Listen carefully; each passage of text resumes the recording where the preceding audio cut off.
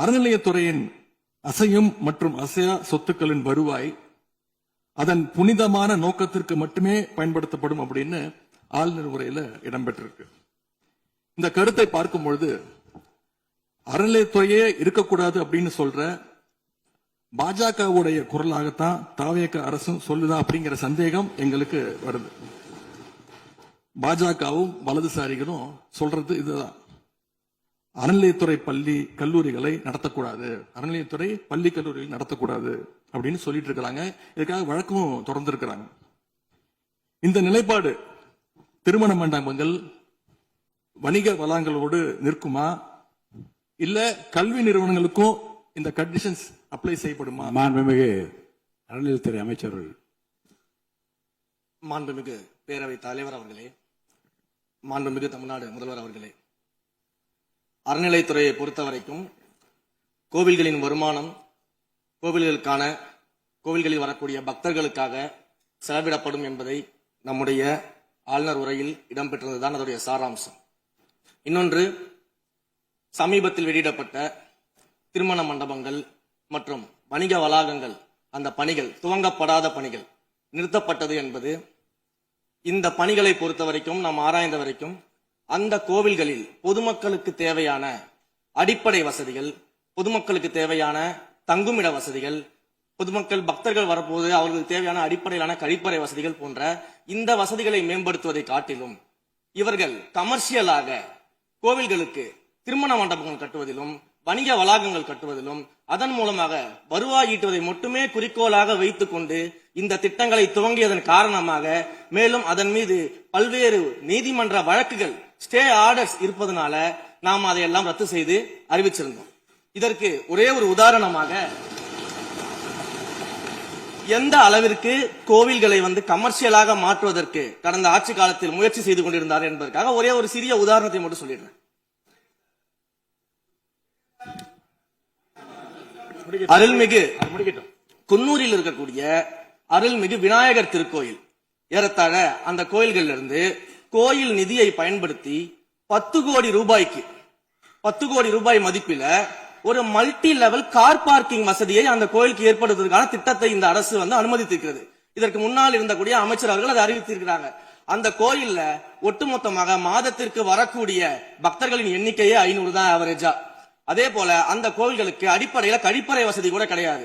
இது மட்டும் இல்ல, குன்னூர் மற்றும் உதகையை சுற்றி இருக்கக்கூடிய அனைத்து பகுதிகளிலும் இருக்கக்கூடிய 50 கோவில்கள்ல பேசிக்கா இருக்கக்கூடிய டாய்லெட் பெசிலிட்டிஸ் கூட அங்க இருக்கக்கூடிய கோயில்களுக்கு கிடையாது. அப்படிப்பட்ட இடங்கள்ல கோயில் நிதியை பயன்படுத்தி எதற்காக மல்டி லெவல் கார் பார்க்கிங் தேவைப்படுது? அப்ப இது கமர்ஷியல் திட்டங்கள் இல்லையா?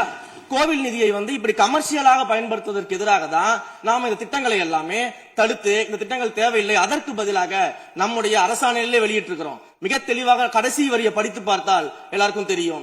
இந்த கோவில் நிதியை பயன்படுத்தி கோவிலும் பக்தர்களும் பயன்பெறக்கூடிய வகையில மாற்று திட்டங்களை உருவாக்கும்ன்ற வரியை நம்ம மென்ஷன் பண்ணியிருந்தோம். எந்த இடத்திலையுமே மக்கள் பயன்படக்கூடிய கல்வி நிலையங்களையோ இல்ல இது போன்ற மருத்துவ வசதிகளையோ நாம செய்து தர மாட்டோம்னு சொல்லல. இன்னும் சொல்ல போனா கடந்த 5 ஆண்டுகள்ல ஒன்றிய அரசின் நிதி உதவியோடு பழனியில பாத்தீங்கன்னா ஒரு சித்த மருத்துவமனை கட்டுவதற்கான நிதி உதவியை ஒன்றிய அரசு தருவதற்கு தயாராக இருந்தது. ஆனா கடந்த ஆட்சியில அந்த திட்டத்தை அப்படியே கிடப்புல போட்டு கேட்டா ரெக்கரிங் செலவை எங்களால ஏத்துக்க முடியாது அப்படின்னு சொல்லி கிடப்புல போட்டு வச்சிருந்த இந்த திட்டத்தை நாம இன்றைக்கு கையில் எடுத்து அதை துவங்குவதற்கான ஆய்வில் இறங்கியிருக்கிறோம். அப்ப எந்த இடத்திலையுமே மக்கள் பயன்பெறக்கூடிய திட்டங்களை நாம தடுக்கவும் இல்ல, நாம யாருக்கும் பி டீமாக இருந்து வேலை செய்ய வேண்டிய அவசியமும் இல்ல. கோயில்களின் நிதியை ஒரு காலமும் கமர்ஷியலாக பயன்படுத்த வேண்டிய அவசியமும் மாண்புமிகு தமிழ்நாடு முதலமைச்சர் தலைமையிலான தமிழக வெற்றி கழகத்தின் ஆட்சிக்கு தேவையும் இல்லை. மாண்புமிகு உறுப்பினர் சேகர் பாபு. மாண்புமிகு பேரவைத் தலைவர் அவர்களே, இந்து சமய அறநிலைத்துறை கொடைகள் என்ற ஒரு சட்டம் இருக்கின்றது. அந்த சட்டத்தில் விதி 69 என்ற குறிப்பிடப்பட்டிருக்கின்ற அந்த பணிகள் சட்ட விதிகளுக்கு உட்பட்டு சட்டத்தின் 36 பிரிவிலிருந்து தான் இந்த பணிகள் மேற்கொள்ளப்பட்டன. குறிப்பாக ஏதோ அமைச்சரே முடிவு செய்து திருமண மண்டபங்களையும் வணிக வளாகங்களையும் ஏற்படுத்துவதற்கு உத்தரவிட்டதாக மாண்புமிகு அமைச்சர் அவர்கள் அவைக்கு உண்மைக்கு புறம்பான தகவலை தந்து கொண்டிருக்கின்றார். ஒவ்வொரு திட்டங்களும் அன்றைய காலகட்டத்தில் இருந்த சட்டப்பேரவை உறுப்பினர்களுடைய பரிந்துரையின் அடிப்படையில், சட்டப்பேரவை உறுப்பினர்கள் கேட்டுக்கொண்டதற்கு அடிப்படையில் தான் அனைத்து திட்டங்களும் அந்த காலகட்டங்களில் கொண்டு வரப்பட்டது. அதோடு மட்டுமல்ல, உறுப்பினர் அவர்கள் குறிப்பிட்டு கூறினார், குன்னூரிலே மல்டி லெவல் கார் பார்க்கிங் கொண்டு வரப்பட்டது என்று. அங்கே இருக்கின்ற 56 கோயில்களையும் நான் குன்னூரிலே 5 நாட்கள் ஊட்டியிலே முகாமிட்டு அனைத்து கோயில்களுக்கும் நேரடியாக சென்று ஆய்வு செய்தோம்.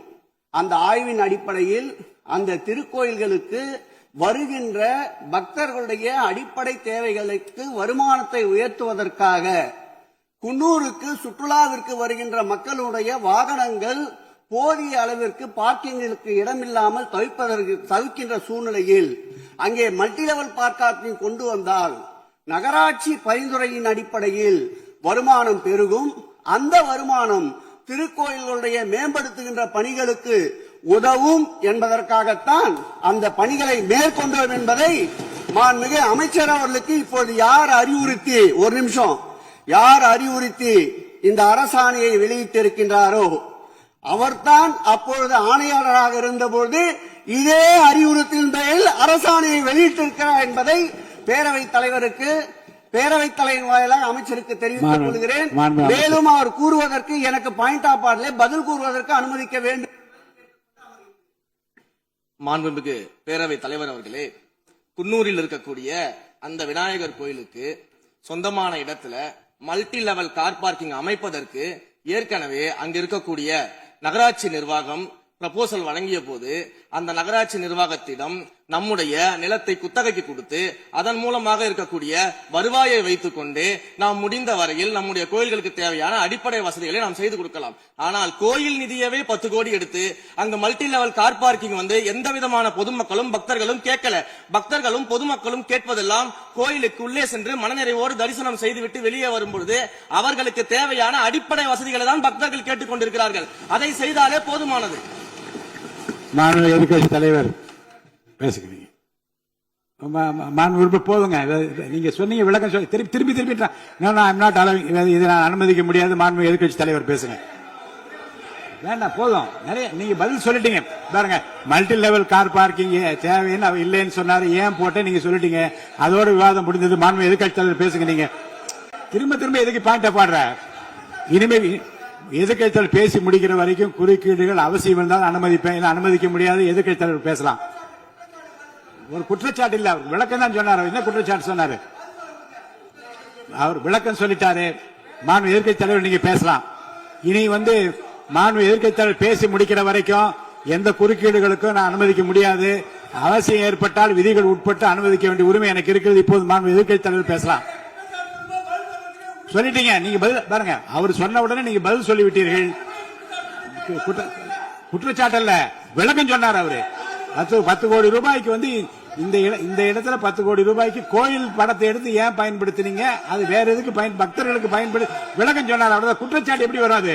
உங்க மேல குற்றச்சாட்டு வைக்கலையே, தவறா பயன்படுத்தினீங்க, அதுல தவறு நடந்து அவர் சொல்லலையே. அதை குற்றச்சாட்டாக எடுத்துக்கொள்ள முடியாது, விளக்கமாகத்தான் எடுத்துக்கொள்ள முடியும். மாண்புமிகு எதிர்க்கட்சி தலைவர் அவர்கள் பேசலாம்.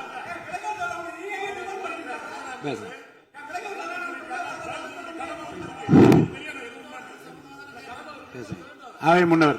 மாண்பு பேரவைத் தலைவர்களே, அவை முன்னவர்கள் அதற்கான விளக்கத்தை சொல்லியிருக்கிறார்கள். இந்த அறநிலையத்துறை அமைச்சர் அவர்கள் விளக்கத்தை சொன்னார்கள். நீங்கள் அதற்கும் விளக்கத்தை கேட்டு பதிலளித்திருக்கிறீர்கள். மீண்டும் அவர் சொல்வதற்கெல்லாம் பதிலளிப்பதற்கு அவை நேரமில்லை.